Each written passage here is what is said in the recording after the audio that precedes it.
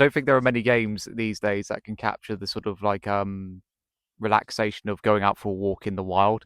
A couple I can think of is the Elder Scrolls 4 Oblivion and the Elder Scrolls 5 Skyrim and maybe bits of Red Dead. But I feel that Nintendo in 2017 really captured that feeling of being out in the wilderness and just going for, as I like to call it, a virtual hike in a video game with Legend of Zelda Breath of the Wild. And it kind of recaptures those moments when I was a child and just going out for a walk in the woodland area that I grew up in, like similar to what how Miyamoto came up with the idea with the Legend of Zelda of going on adventures in his local woodlands.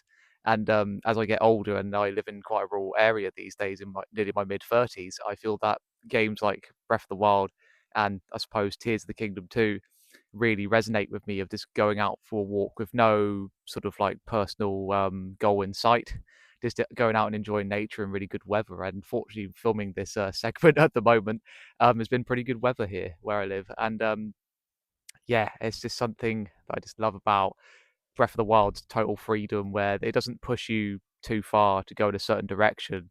It goes, you can just do all these objectives, but in the long run, it's up to you to do whatever you want to do. And it really captures just those moments as a kid when I just used to go off on my own in the woodland area as a child. And thinking about it these days sounds pretty irresponsible when I say it out loud. But back then, when we were kids, our parents were like, "Yeah, as long as you let us know where you are, we don't really mind where you go."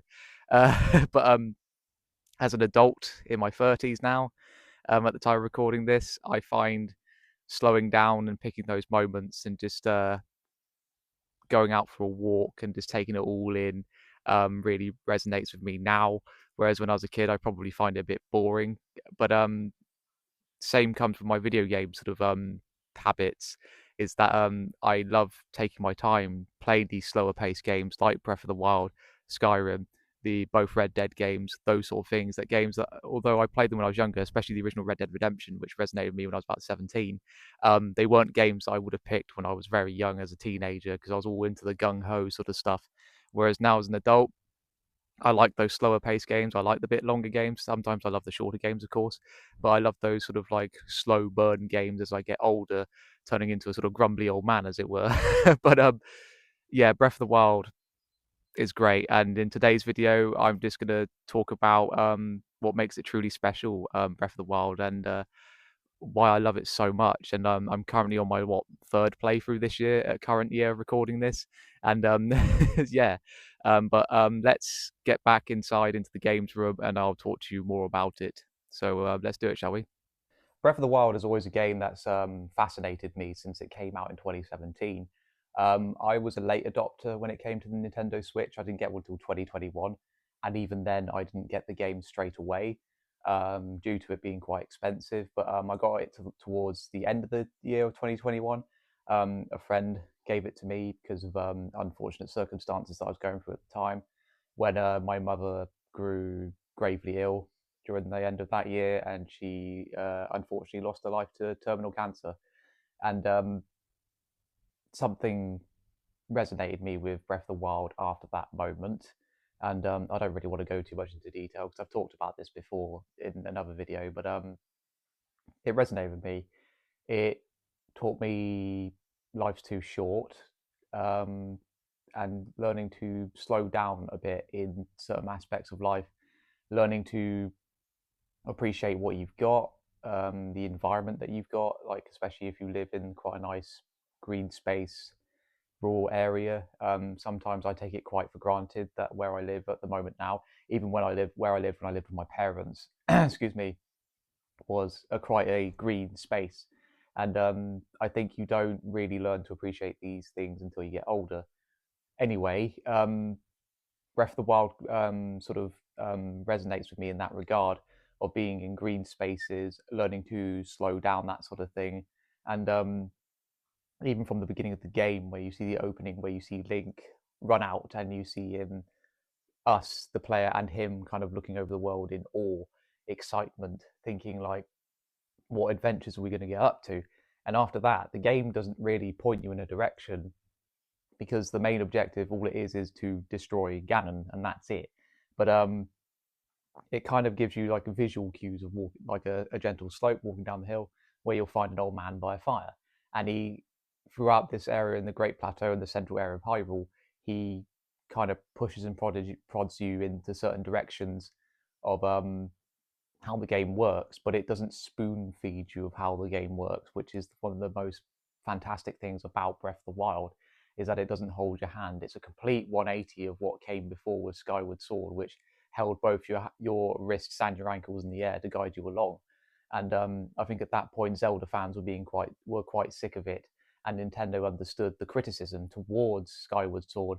Not necessarily a bad game, Skyward Sword, but it was just too linear, too hand-holdy, because since Ocarina of Time, Nintendo have tried to make Lightning Strike twice. They've been successful in some areas. I think Majora's Mask was quite a successful direct sequel to Ocarina of Time. Some people don't like it, but I get why they don't like it. But since Ocarina of Time, like from 1998 to about 2011, Nintendo have just been trying with their mainline Zelda games to make it work, have the same success, sorry, as Ocarina of Time did in '98. When so they sat down and thought about it, like, what is Zelda? It's a massive adventure. So basically, Breath of the Wild is kind of like a pseudo sequel, remake, reboot of the first one. They basically go, what can we do with current technology if we made the original Zelda today? Because the original Zelda was quite open ended. It wasn't open world by any means, but you could go in any direction and the game would not push you in any direction. There'll be visual cues around the map, that sort of thing. You'll meet very few NPCs in the original Zelda due to technical limitations, of course. But Breath of the Wild is kind of aping that idea from the original. Like, but if we have current technology, or what was current technology in 2017, and even then the Switch wasn't current technology, but that's by the by. Um, yeah, if we could make the original Zelda today, and it feels like that because the world is, people say it's empty, but I would say it's intentionally empty, because it's sort of like not post-apocalypse, but it's more sort of like societies keep to themselves in this world, as opposed to there being massive cities everywhere. There's like small boroughs, small villages, settlements, that sort of thing, because the world is dangerous. It's filled with monsters. It's filled with bandits, and you don't know what's around any corner. So the settlements and the villages themselves, they keep to themselves. And you do come across other people in the world, and there's lots of people that and interesting characters to talk to. Is this that they'll either try and kill you or they're trying to sell you something? So it sounds like modern life, really. But jokes aside, um, its world is great. But what I want to get into next is just how it makes you appreciate like nature and stuff like that. As discussed before, Breath of the Wild doesn't really point you in a specific direction. There will be objective markers on your map, of course, but half the time with the main quests, they don't always direct you straight to the objective. They make you read notes, they make you pay attention to the dialogue, and the environment itself. And bit of a tangent aside with the quests and that sort of thing. I like that with Breath of the Wild, that it's a kind of vague and makes you figure things out for yourself, that you do have to pay attention to things in the world, just like in real life, really. Um, that if you don't listen and if you don't pay attention, you're not going to be able to solve the problem, are you? But what I like about Breath of the Wild is just going for a walk. And I talked about this in my intro, as just that sort of idea of virtual hikes, virtual holidays, as I coined it in the pandemic, because obviously people were stuck inside, that sort of thing. And there were lots of open world games I played through during the pandemic. This game not being one of them, by the way, um, where you could just go out and explore. And I think the sort of king of doing making you feel like a virtual hike or virtual holiday is either Skyrim or this game, because again, with both of those games, they have absolute freedom. They don't tie you down. Well, you can do objectives and quests, but they're not that important. You can just go through the world at your own sort of pleasure without being interrupted, minus the couriers in Skyrim, go away. But with Breath of the Wild, it taught me to slow down and appreciate what's going on in the game.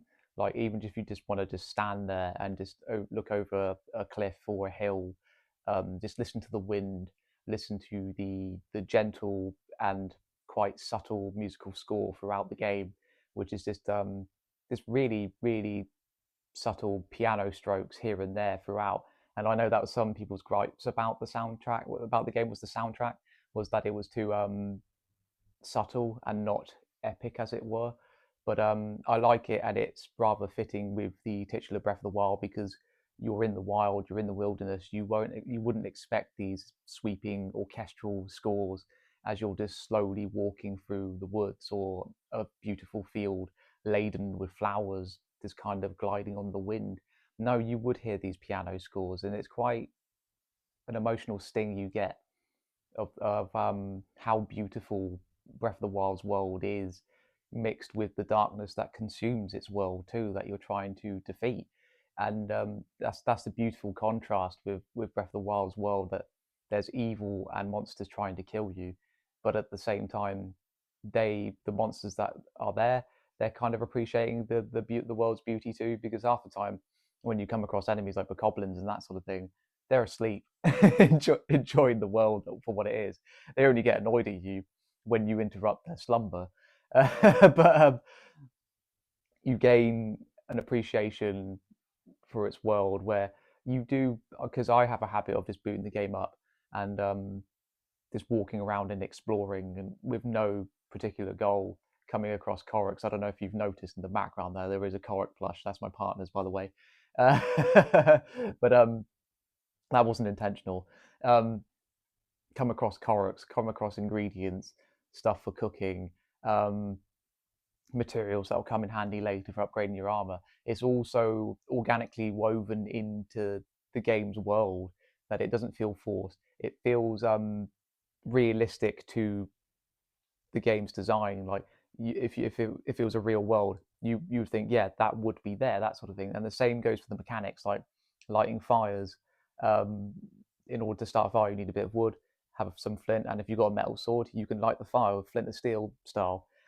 It makes you think on your toes in terms of its world, with its natural beauty, that sort of thing, um, which you don't get very often with video games. And I think the last game I played before Breath of the Wild was Red Dead Redemption 2, with that sort of reactionary world where things matter if you act a certain way in the world, or things will change if you like destroy something in a world.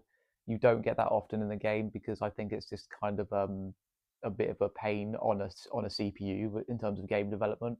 But you can chop down trees, make fire. You can pick flowers if you want for certain ingredients to dye your clothes. You can find different types of ore to upgrade your weapons, that sort of thing. And it just feels so rewarding and natural to find when you come across these things, as opposed to, I don't know, as much as I love them, a Ubisoft game where it's kind of like just an icon in the grass and you just pick it up and you're just like, really? Same with what I've been playing recently, Final Fantasy VII Rebirth, of its open world. Um, there are just icons above the materials, and it just doesn't feel natural, and it just comes across as a sort of checklist as opposed to you existing in said world.